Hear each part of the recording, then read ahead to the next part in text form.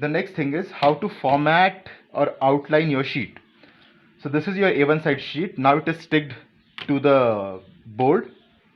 How to begin with it? So there are 4 sides to your sheet. So from every side you are supposed to use your T-scale.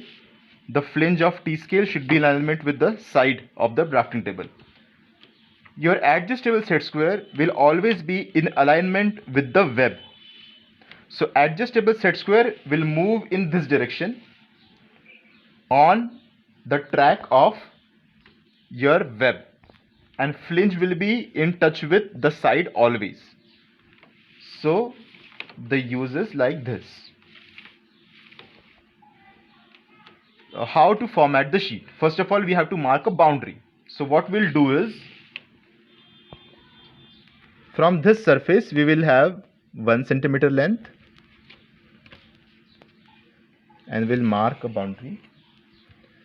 Now what I just did is just a very subtle mark on surface. This mark need not be firmly visible.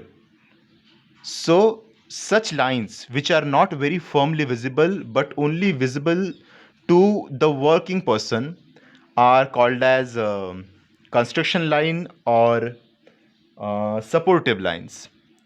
The construction lines will always be very much faint and are not final lines. The lines of drawings which are darkened afterwards are final lines for or drawing lines. These are just construction lines or guidelines. So we have marked 1 centimeter border on top surface.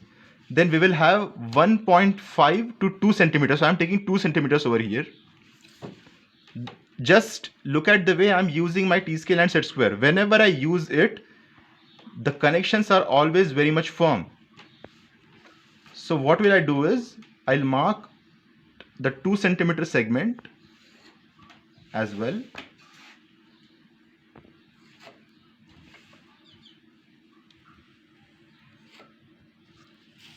Now similarly from that side also we will measure 1 centimeter.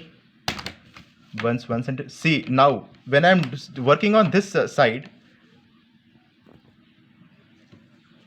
on that side my one hand is always in support with the T-scale. So what I do is I work it like this.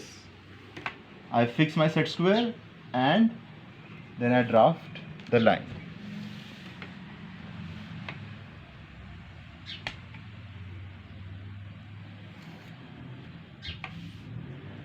And then the bottom one. So we'll again count 1 centimeter and we would draw a line.